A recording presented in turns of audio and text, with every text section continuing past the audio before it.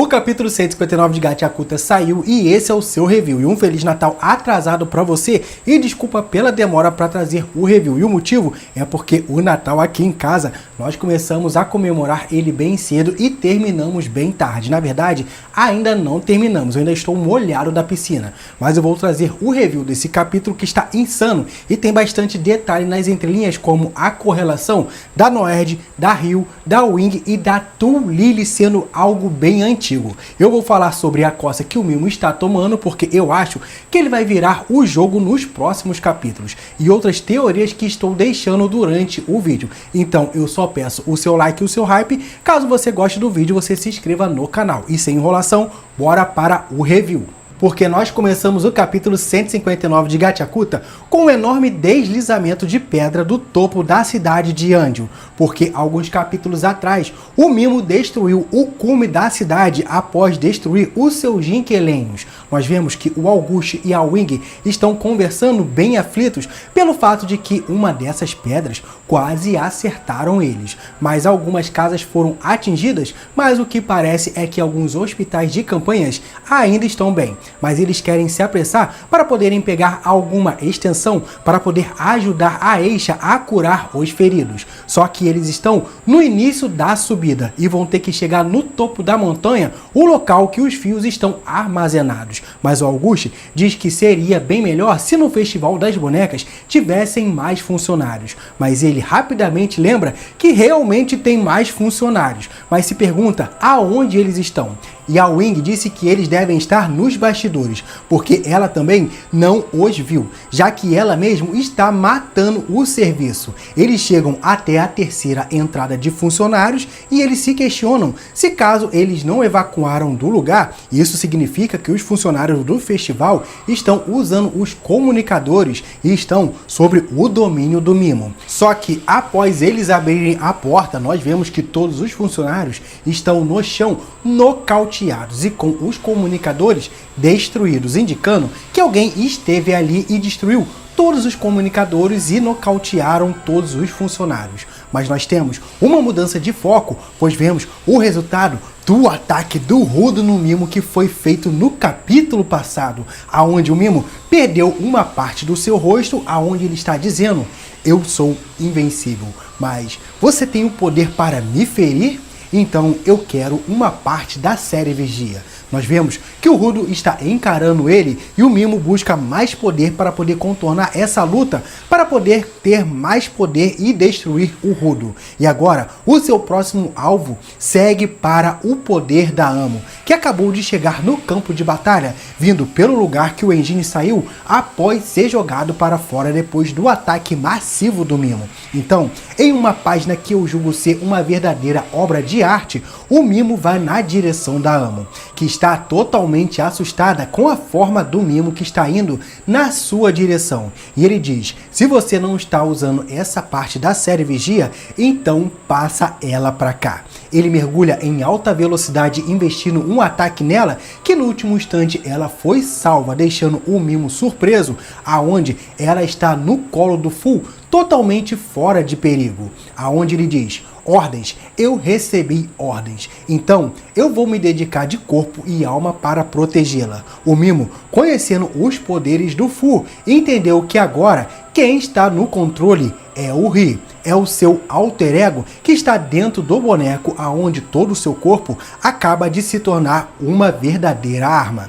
Nós vemos os pensamentos do Mimo, aonde ele diz que nunca imaginou que o Fu apareceria no festival, mas isso vai mudar fácil, já que ele pode trazer o Fu para o seu lado com o seu Jink. Mas rapidamente ele relembra que ele mesmo destruiu o seu Jink, mas cai na realidade que ele não pode mais usá-lo.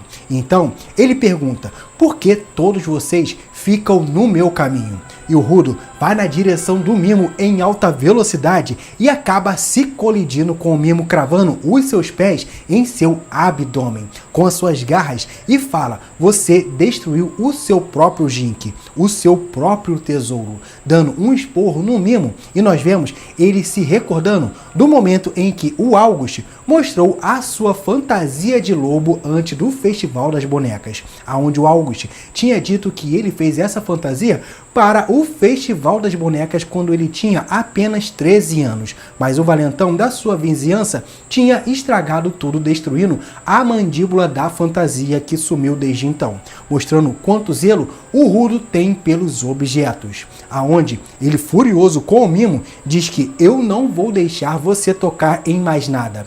E com uma página insana, o Rudo morde o braço do Mimo, destruindo parcialmente ele, gerando uma linda cena aonde o braço do Mimo está por um triz de ser partido, que no próximo capítulo o Mimo já deve estar sem ele. O que restou apenas para o Mimo foi gritar de dor em pleno ar. E dando continuidade ao capítulo, os gêmeos e a Ryo estão conversando, aonde os gêmeos, após ver o ataque do Rudo no Mimo, está perguntando a ela se ela tem certeza se esse tal de Rudo é um ser humano, porque ele está acabando com aquele monstro, lembrando bastante uma luta de besta mosqueada, aonde eles não querem ser pegos no meio desse fogo cruzado, porque um humano normal como eles estaria morto há muito tempo em uma batalha dessas. Só que a Ryo notou que a Jill e o Felix sumiram dali. E temos a parte mais importante desse capítulo,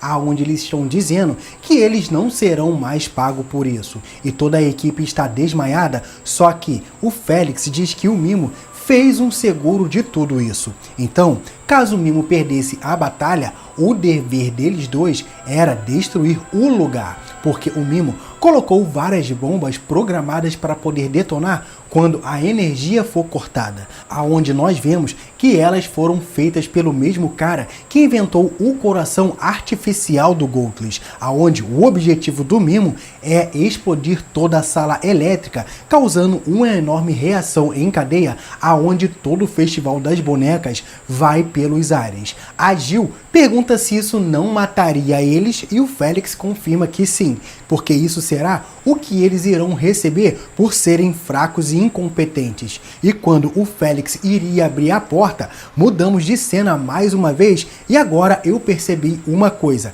Na cintura da Wing estão os bonecos que foram mostrados no capítulo 1134, quando a Tulili se apresentou em seu show, mostrando que além da Wing ser parte da produção dos Festival das Bonecas, ela trabalha diretamente para a Tulili.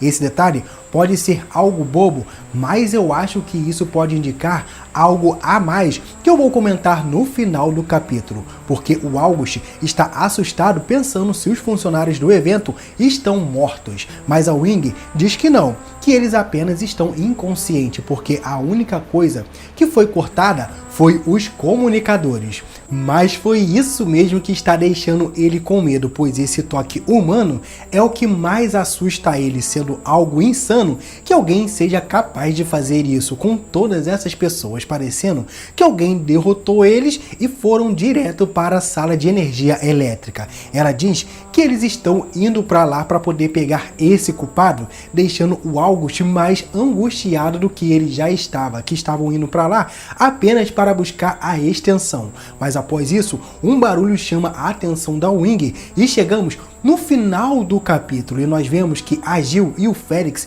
estão no chão, totalmente inconsciente. E detalhe interessante é que os seus Jinx estão com eles, ou seja, eles foram derrotados tão rapidamente que não deu nem tempo de ativar os seus poderes. E a Wing reconhece ela aonde ela diz: então foi você que fez isso com os funcionários? A Wing notou que ela está sem os comunicadores, então deduziu que o Mimo não tem poder sobre ela. E ela está feliz que está do lado deles, sendo ela a senhorita Ryo, a diarista deles. E terminamos o capítulo.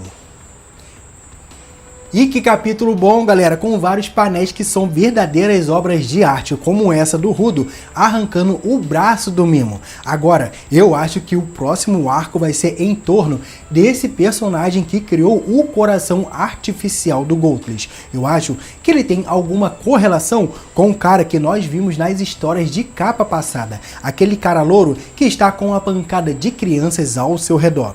Mas agora, para as teorias que esse capítulo gerou, pelo menos para mim, Nós sabemos que no capítulo 62, a Noerd, quando estava batalhando com a Ryo perguntou a ela como foi o passado dela por causa da maneira dela de lutar. E a Noerd disse que ela é uma mulher do vilarejo ao sul, uma mulher guerreira cireila. A Ryo fala que nunca ouviu nada sobre isso e a Noerd responde que o motivo dela nunca ter ouvido falar sobre isso é pelo fato de que elas foram aniquiladas no passado. E no final desse arco, nós sabemos que a Noerd vai de arrasta para cima e no final de tudo a Ryo vai até o lugar em que a Noerd caiu morta, ou seja, indicando que elas têm alguma correlação. E essa correlação da Noerd e a Ryo acabou deixando uma pergunta no ar. A Ryo trabalha para os Vândalos ou tem alguma correlação com a Noerd mais antiga? Porque, repare uma coisa, a Ryo chegou no quartel-general dos carcereiros mostrando habilidades excepcionais, deixando a todos os outros recrutas espantados pelo fato de que pessoas que moram nos esgotos têm esse nível de habilidade. E a Noerd deixou a Ryo bem espantada com a sua maneira de lutar. O que está me levando a crer é que a Vila das Cirelas, após o seu massacre, os seus remanescentes migraram para os esgotos. E todas essas meninas, como a Wing, a Tulili, a Noerd e a Ryo, tenham alguma correlação com esse vilarejo. E após o fatídico dia, elas foram separadas. E agora toda essa informação de que toda a cidade virou uma bomba relógio me pegou de surpresa e eu acho que realmente toda a cidade pode ir pelos ares. E quem pode ser o salvador dessa vez seja uma pessoa bem improvável, salvando até o Rudo. E essa pessoa é o Vândalo Bundos, que quando terminou o arco da besta de lixo que estava indo em direção ao paraíso, o Zoldil deu uma missão para ele de ir atrás do criador dos comunicadores. Só que um detalhe bem interessante é que o Bundos teve uma enorme admiração pelo Rudo por não ter destruído o seu Jink durante a batalha, gerando uma dívida com o Rudo, mas agora essa dívida pode ser paga com o Bundos, salvando a todos dessa explosão que o Mimo quer causar, levando todas essas bombas com os seus braços articulados para o mais longe possível. E por mais que o Rudo esteja demonstrando uma vantagem enorme na batalha contra o Mimo, o seu traje em breve vai entrar em colapso, por causa do cansaço do Rudo, gerando uma brecha para que uma batalha entre o Mimo e o Fu aconteça, o que na minha opinião, o Mimo pode levar a melhor e quando nós acharmos que tudo estava resolvido, o Mimo possa de fato pegar mais uma parte da série Vigia e se auto-recupere, o que na minha opinião vai fazer ele perder o controle e de fato se tornar uma besta de lixo por completo. E talvez seja esse o momento em que o ser primordial que está dentro do Rudo reaja a tudo isso, nos mostrando o seu real poder. Mas independente do que aconteça, eu vou estar aqui trazendo um review e teorias sobre Gachakuta. E caso você queira ficar por dentro de tudo que acontece nesse mundo, é bem fácil, se inscreve no canal, deixe o seu like e o seu hype. Eu espero você no próximo vídeo. No final do vídeo, eu vou deixar uma playlist de review e teorias de Gachakuta e eu espero que vocês gostem. Valeu, tamo junto, um Feliz Natal atrasado pra você, mais um excelente Ano Novo adiantado. Valeu, tamo junto, galera, e fui!